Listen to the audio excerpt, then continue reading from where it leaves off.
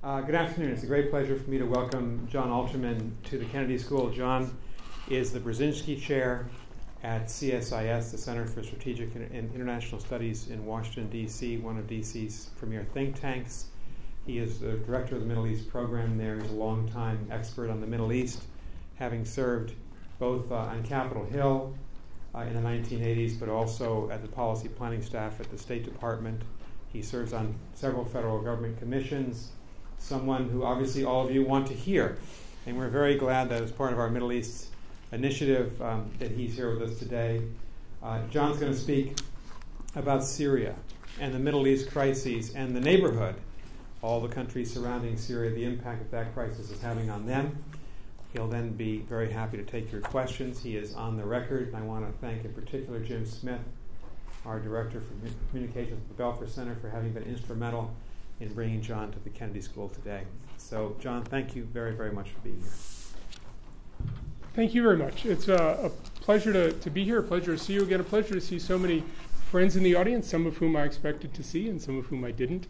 I spent a bunch of time at Harvard in the early 90s, and I can tell you, those of you in graduate school, life gets better after graduate school.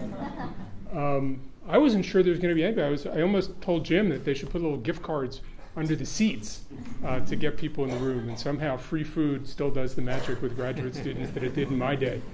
My brother-in-law at some point he's a business school professor, and somebody said to him, you should come to this thing, there's free food. And I said, dude, I'm out of graduate school. I don't do anything for just free food anymore.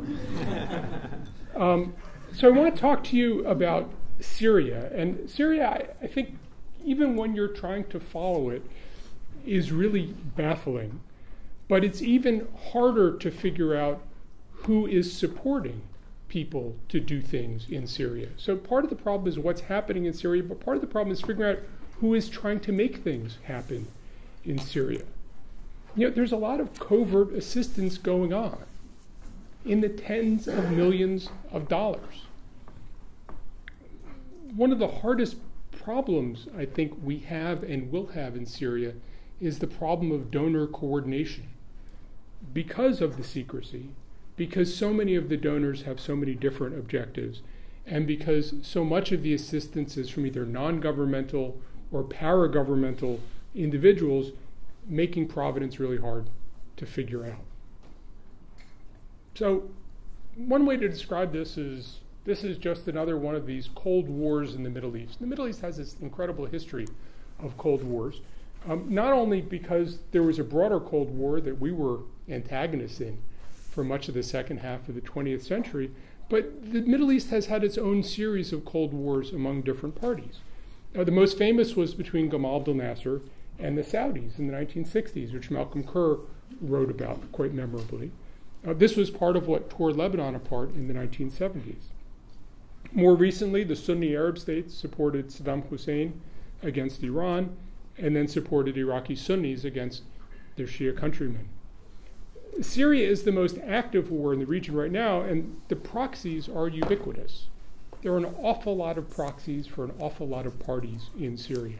And what's notable to me about Syria is not the intensity of people's support for the different proxies, although that's certainly impressive. What's impressive to me is the degree to which so many patrons have so many different agendas. And that's what I want to talk about.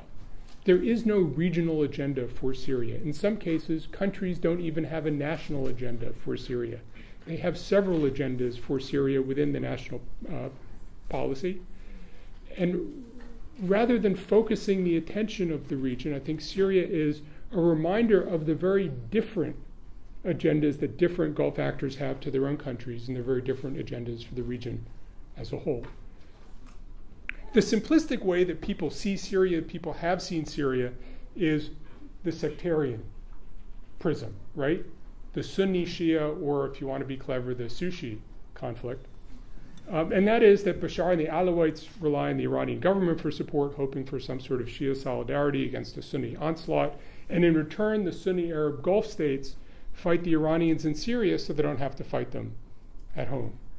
It seems to me that if you take that view, you're missing a lot of what's important, a lot of what's interesting about what's happening in Syria, which I think has a lot more to do with perceptions of the national interest among the different actors than it does with sectarian hatred. Let's start with Iran. Right? The fundamental reason for Iranian support in Syria is to ease Iran's sense of isolation in the Middle East. Iran is a Persian nation in an Arab region, a Shia state in a land of Sunnis, a revolutionary state among leaders who cherish the status quo. Iran is a weird outlier when it comes to the neighborhood. Iran has allies among a lot of the non-state actors in the region, Hamas, Hezbollah, but Iran doesn't have allies among the other states in the region.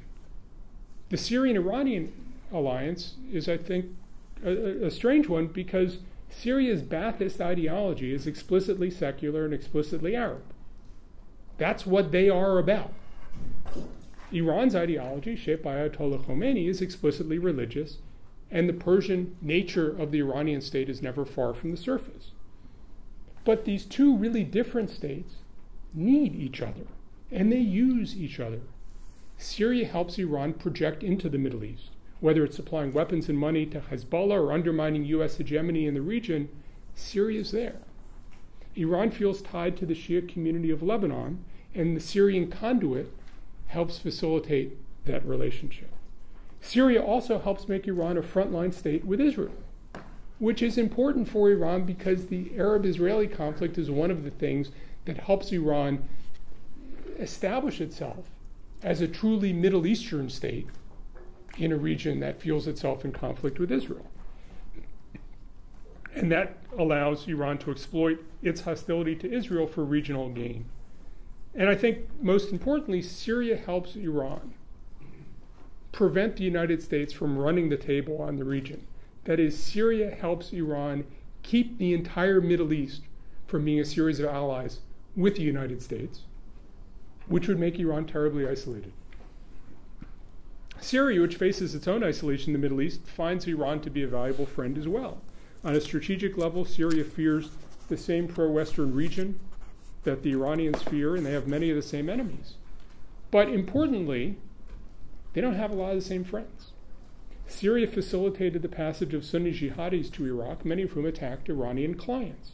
Meanwhile, Hamas turned away from Syria just as Iran was turning even more strongly toward Syria. You know, we see the recent fight between the Israelis and Hamas in Gaza as a sign that Hamas is an agent of Iranian interests. But when you talk to people in the Middle East, what they are constantly talking about now is how Qatar has weaned Hamas away from the Iranians, plucking an Iranian ally away and making Iran more isolated in the region to further Qatari national interests. I think Iran doesn't need to win Syria as much as it needs not to lose Syria. What does that mean? I think a Syria that is hostile to Iran and Iranian interests, hurts Iran's allies in the region and hurts Iran itself. Iran would need to find new ways to supply Hezbollah. It would need to find ways to stay relevant in the Arab-Israeli conflict. It would lose an important connection to the Mediterranean, and it would lose important insights into Arab politics. Right? The fact that the Syrians can help the Iranians understand what is happening in the Arab world in the higher councils of Arab government is helpful to the Iranians, who have their own ambitions in this regard. They don't have to win. They don't have to have a Syrian government that serves their interests, but they can't have a Syrian government that undermines all those interests systematically. It seems to me if they were to begin to lose the support of the government of Syria, they would be forced to rely more and more on non-state actors in their regional strategy. They need to, I think, cultivate a series of clients in an arc that runs from Lebanon through Syria into Iraq, down through Kuwait, the eastern province of Saudi Arabia, into Yemen. A whole series of non-state actors connected by sectarian affiliations, generally making mischief on behalf of Iranian foreign policy. I think that's not ideal. I think the Iranians would much prefer having a state in their corner to help. But if they don't have a state, I think that's what they will do. we assume that the outcome of a post-Assad Syria will be a coherent state that could be allied with the United States. But from an Iranian perspective, a sort of second best would be to have enough clients in Syria, enough people who could make mischief in Syria, that Iran could carry out as much of its regional strategy as it could, that you wouldn't have a Syrian government that could control the whole of the country and push the Iranians out. I think then if you start with the sectarianism, you sort of miss Iranian motivations in Syria. If the justification for Iranian actions were religion, the secular Baathists would be enemies of the clerical regime in Tehran. Instead, Iran views Syria as a linchpin in its regional strategy, its sole ally among regional states, and as a force multiplier for a country that really doesn't feel it has very many options.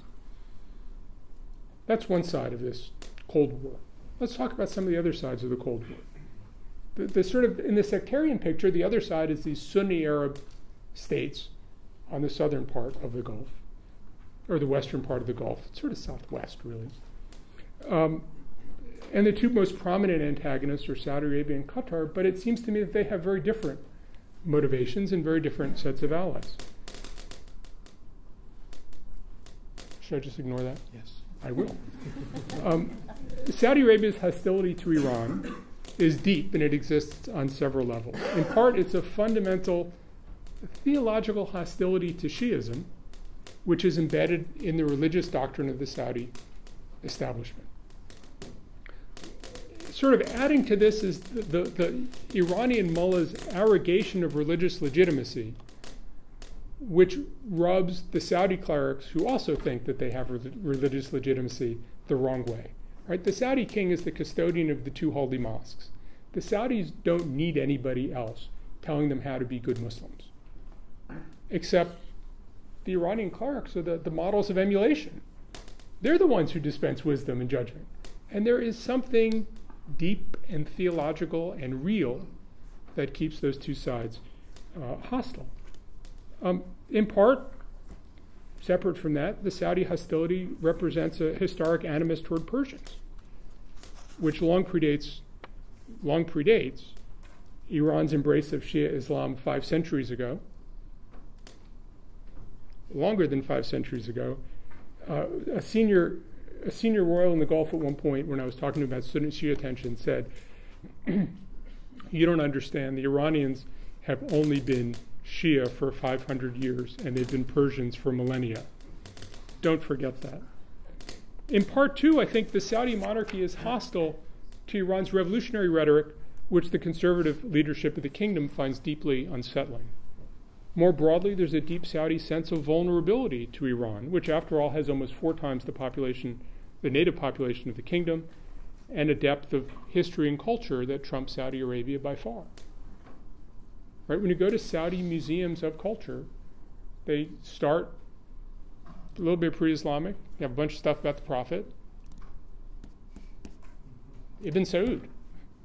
There's a bunch of history in there that isn't really written, and Iran has filled that history. And I think that makes Saudis uncomfortable. 10 and 15 years ago, the Saudi approach to Syria was to try to engage with Syria. And the relationship's gone up and down, but the overall Saudi approach seemed predicated on the idea that a cornered Bashar al-Assad was even more dangerous than a slightly strengthened Bashar al-Assad. One senior Saudi royal told me that Bashar is like a paper tiger with steel claws. It's a great image. And to try to manage this, Saudi Arabia tried to co-opt Syria. They poured millions of dollars of investment in. If anybody's been to Damascus, beautiful Four Seasons hotel, owned by a member of the Saudi royal family, surrounded by a whole development, shopping, and all those kinds of things. I mean, there was a sense we will put money in to demonstrate to the Syrians that there's a benefit to behaving well. The Saudi and Syrian leaders exchanged visits as recently as 2009, marking a very notable thaw in ties between the two.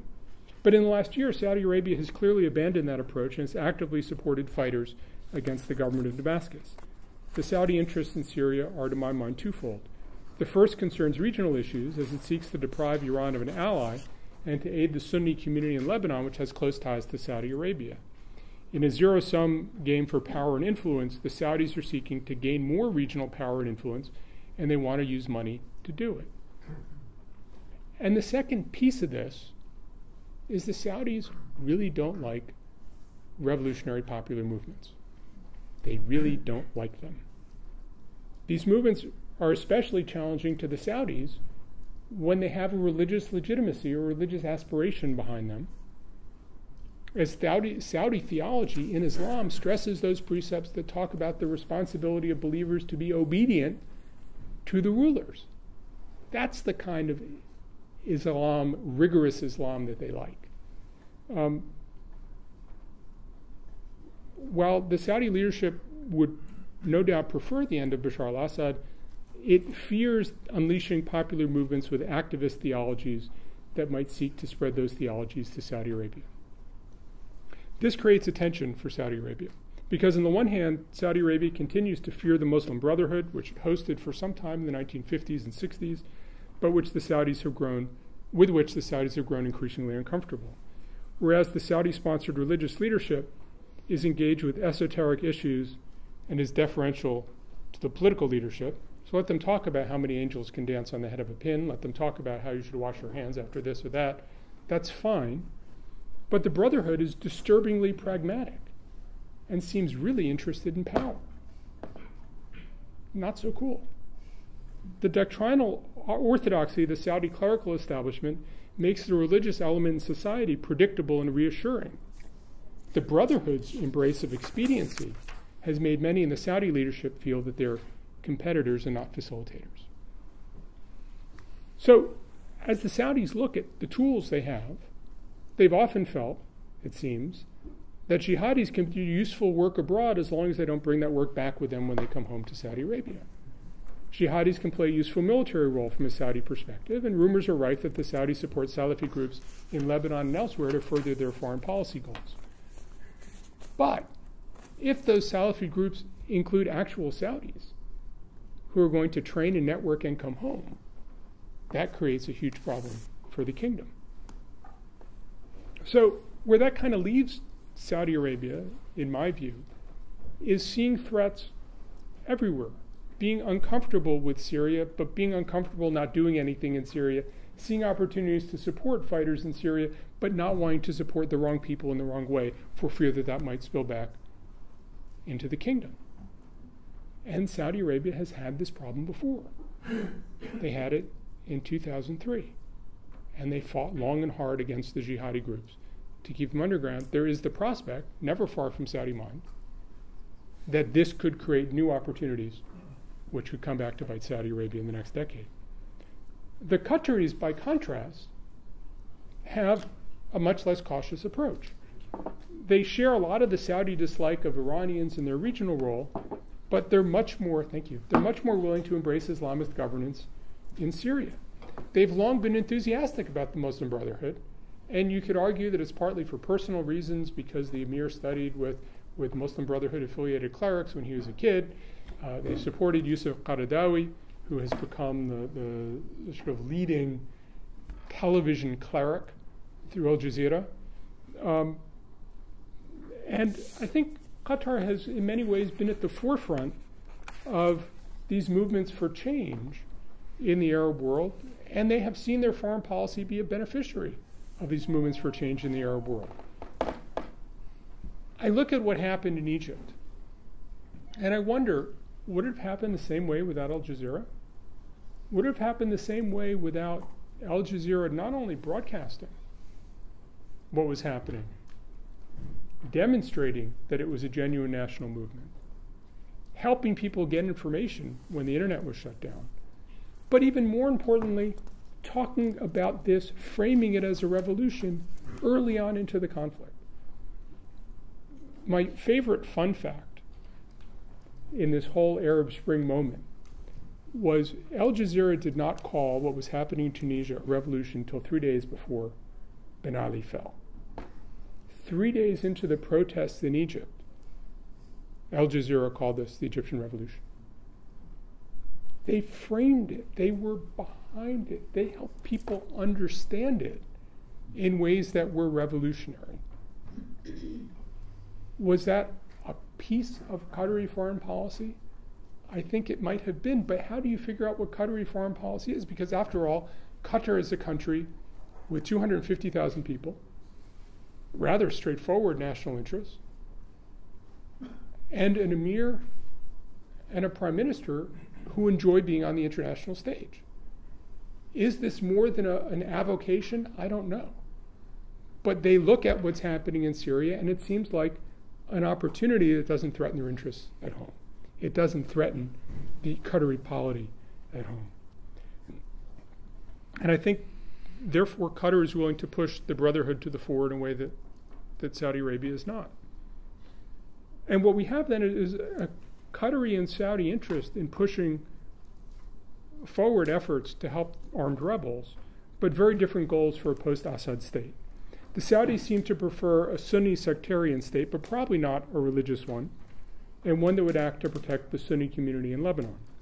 The Qataris seem to prefer a religious state that will be a model for revolutionary movements throughout the region, but don't seem especially tied to any sort of outcome in Lebanon. And put simply, I think Saudi Arabia seems to hope that Syria will be the end of turmoil in the region, and Qatar has no similar ambition. It doesn't need to be.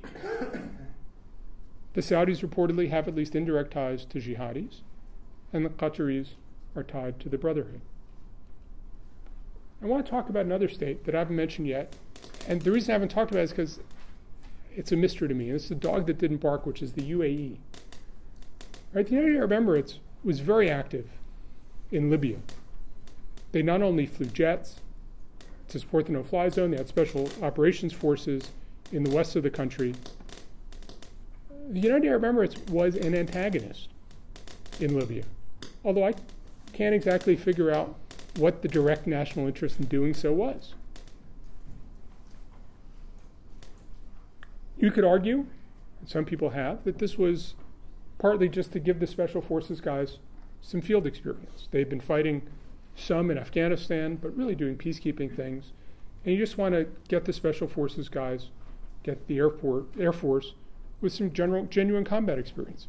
You could argue that, well, the West was involved and they want to show to the West that they were a good partner.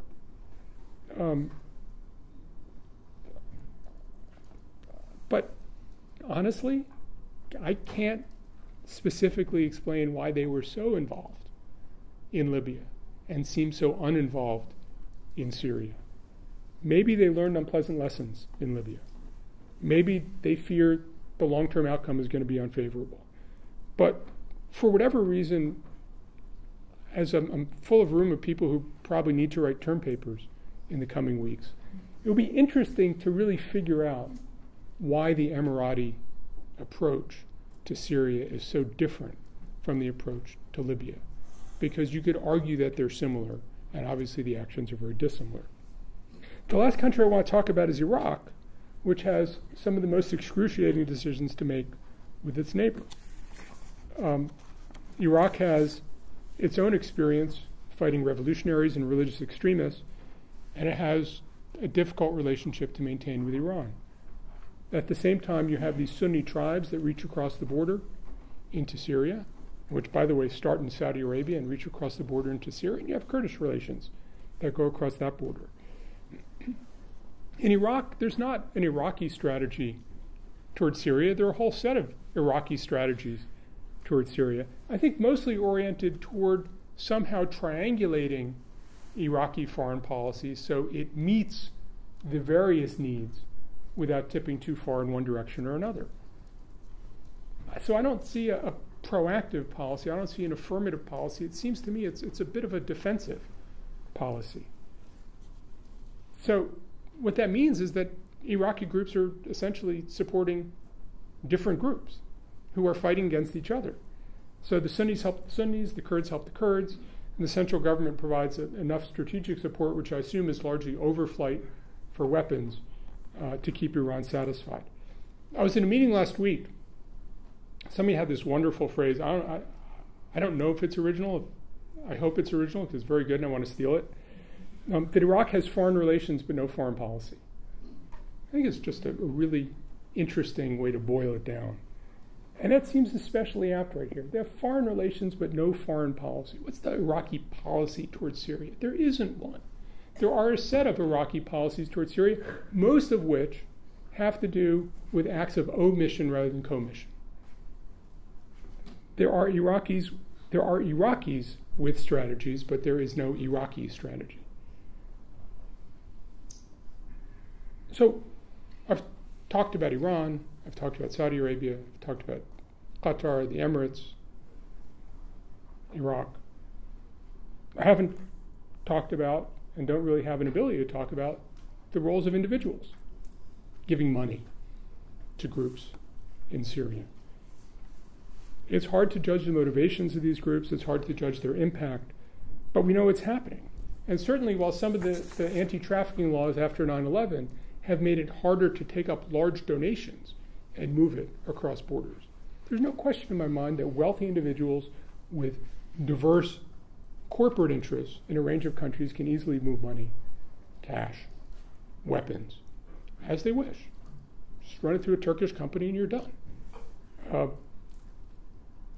The key point, it seems to me, is that this then increases the number of different interests that are being served, the number of different parties who are trying to influence what is happening in Syria, even over the 5 countries I talked about. And it increases the impulse of the groups within Syria to sort of calibrate their fundraising appeals to different donors with a different set of interests. There are, of course, a dozen countries I haven't mentioned. I've mentioned the U.S. role, the U.S. view, France, the U.K., Turkey, Jordan. I mean, this is only a sliver of the complex relationships, the complex set of interests that different outside parties are trying to advance through supporting fighters in Syria. And if this were just a sectarian war, it'd be very easy to coordinate those interests. If this were merely sectarian, you have a finite set of actors and you just move it forward. But it seems to me that instead this is a microcosm of a broader battle to structure the future of the Middle East.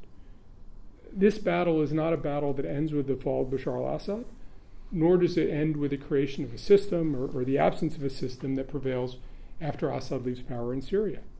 Instead, it seems to me that where we are is at the front end of a battle that will last a decade or more, trying to determine the outcome of Syria in order to shape the broader outcome for the region.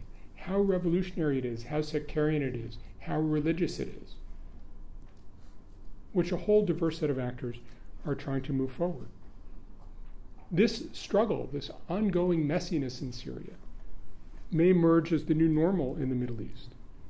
And while it may not always be as bloody as Syria has been, and will likely become, the stakes in this battle will not diminish. Thank you.